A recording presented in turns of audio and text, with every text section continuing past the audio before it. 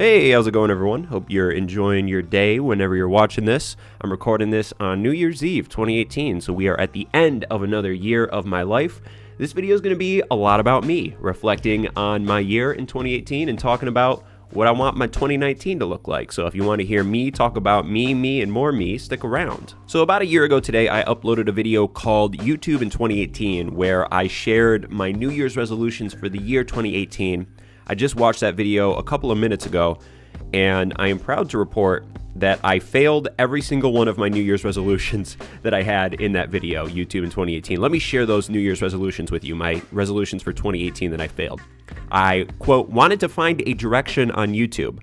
Definitely didn't find that unless the direction is the swirling water going down the toilet bowl. That is the direction I seem to have found, but my outlook on finding a quote-unquote direction on YouTube has slightly changed, so I guess that's good.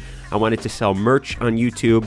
I didn't do that, but I suppose I still could do that. I just have never really figured out what type of stuff I like on merch. I wanted to, quote, start a podcast. I don't really know if I want to do that anymore, but I still like the medium, and it's still something I think about from time to time.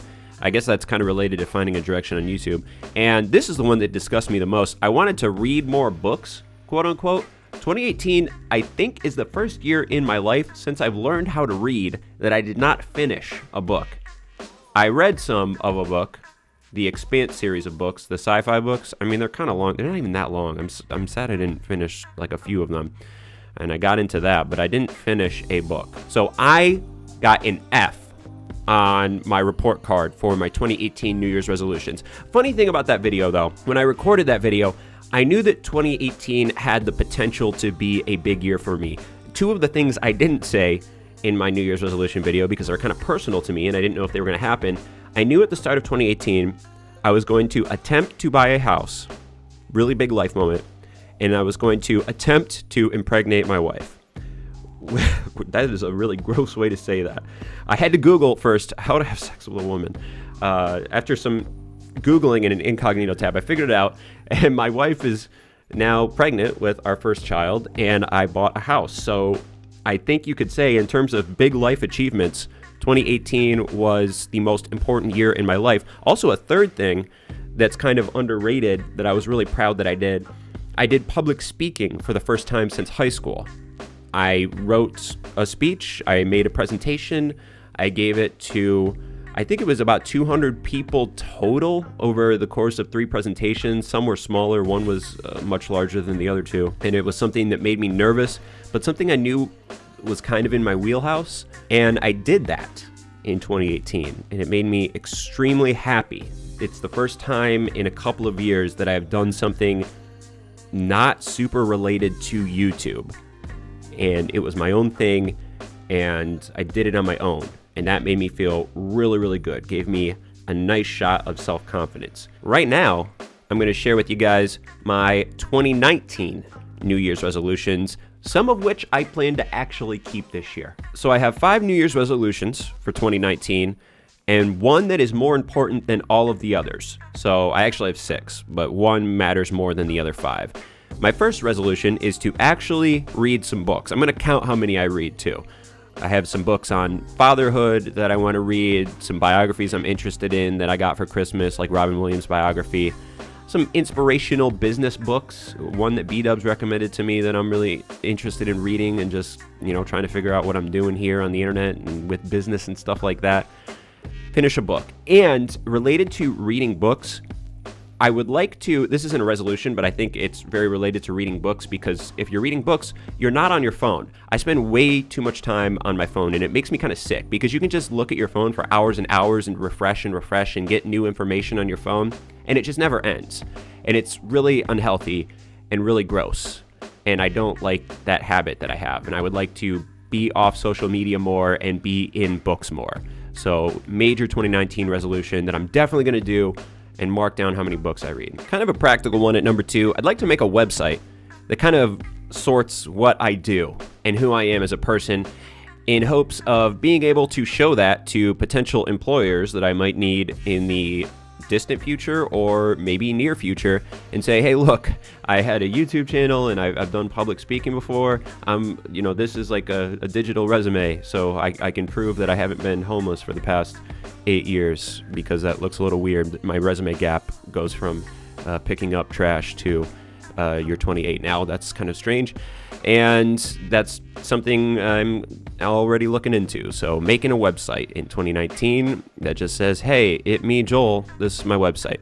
I also want to get a schedule in 2019, and I'll kind of be forced into this. So I will either get a schedule by choice or by force, which is really nice when you make resolutions that you're going to be forced into anyway, because I'm going to be having a child. And I know the first few months of having a child are kind of rough. The child isn't on your schedule. The child is on their own schedule, because they've been living inside another human for 9 months, and they don't know when the sun rises and when it sets, and they don't really care. So it's going to be a rough summer of 2019 in terms of my sleep, but hopefully from that summer, I'll get on kind of more of a routine schedule and my life will feel better. It feels better to be on a schedule. I've felt that, but it's hard to be on a schedule.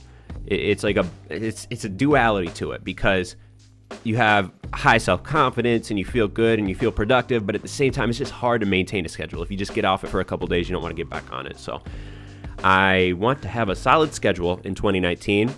I'd like to have a few days of green on Social Blade. Kind of a sad moment in 2018. I dropped below 1.4 million subs on YouTube. I'm at like 1.39998 million, something like that, because I have been consistently losing subs for a couple of years now, and I don't even know if I had a few days of Social Blade green in 2018, a few days where I gained subs and didn't lose subs. And obviously some of that is YouTube removing old subscribers. I don't know if people are actively just choosing every single day to unsubscribe from my channel, which is a really sad thought. But I'd like to give some people some reasons to subscribe, to become new subscribers. I'm lucky enough to meet people in public sometimes, and they'll say, hey, I used to watch your videos. Which is nice that they even know who I am at all. That's a crazy thought, but I'd like to meet a few people that say, I just started watching your videos. That would be really cool. That'd be like the happiest moment of 2019. Well, I'm going to have a child. That's a little exaggeration. Be like a top 10 happy moment of 2019. So a few days of Social Blade green would be nice. Just a couple of days where I gain more subscribers than lose subscribers. Just a little small goal. I want to be more physically fit. That's a stupid one, because that's what everyone says. Ride my bike around more. I have a bicycle now, so I can do that. I'm tall. I worry about getting blood clots because I'm 6'8", and I sit down so much to do this YouTube thing and to look at my phone, and I'm just lazy. And I can kind of be lazy because I have a fast metabolism. I don't gain weight really easily. I'm not an overweight person because I'm just such a spaghetti noodle framed person, but I shouldn't let that advantage I have in terms of physical health go to waste and actually kill me, because I do worry that I'm going to get blood clots in my legs because my legs are so long and I'm not physically fit enough. So that's kind of more like a don't kill yourself resolution. And then this last one is more important than every other resolution. Do something in 2019 that makes me scared. In 2018, the public speaking thing made me scared, and I did it. It made me extremely happy that I was able to get through it. There were a couple of days where I was like, I can't do this. I don't know how to do this. And I did it. I learned something about myself, and I learned a new skill. So in 2019, I don't know what that thing is. I mean, I'm going to be a parent. That makes me more scared than almost anything. So I guess kind of not by choice. I'm already going to do something that makes me scared, but maybe another thing that makes me scared that I haven't done before that will help me to grow as a human. I'm going to wrap this video up with some final thoughts on 2018 and some more thoughts looking into 2019. 2018 was the last year of my life that I am not a parent. Next year, I'm going to become a parent. I don't know if anything could change your life more, and that's going to be the best thing that's ever happened to me, and also something that's going to be really difficult. I'm going to be caring for another human, going to have to think about someone beyond myself. And I could not be more excited for it. I wish I could fast forward to being there, but at the same time, I know it's going to be a life-altering change. So how can you prepare for something that there isn't really practice for? It's going to be really interesting, but this is the last year of my life where I don't have to wake up. I could just wake up whenever I wanted to, really, as long as I feed my cat. So that's going to be interesting. The me that you're listening to now is going to be a lot different from the me that you possibly listen to at the end of next year. And that's another thing I wanted to remark about. I could see myself not being on YouTube this time next year. I feel like I say that every year. Every year I'm on YouTube, I feel like will be the last year I'm on YouTube. I've maybe felt that more recently. I don't know if I had that thought in 2013. I can't really even remember how I thought in 2013. But I feel that more and more as I get older because I've been doing it for a while. I've been in it for 8 years next year, which is a long time to do anything. And I've changed so much in those 8 years. You change so much between the ages of 20 and 30. And I've felt those changes so much more, obviously, in the past year. A lot of pivotal life moments, and going into next year when I'm going to have my first child. I could see myself not being on YouTube at the end of next year. I could see myself doing an array of things. I could see myself being in a major financial struggle. I could see myself being successful. I could see myself doing a new career related to YouTube, a new career completely not related to YouTube, a couple of jobs to make ends meet. Maybe it'll be my best financial year ever. These past 2 years this year was going to be my best financial year ever, but I'm getting a big payment for a couple of things I did in January of 2019 now. So it's just as good of a year as my last year, basically. So those last 2 years have been really financially successful for me, but YouTube revenue has gone down every single year. And this year it went down to the point where I would be making a minimum wage job level of money on YouTube, which is not sustainable for having a kid and having a house.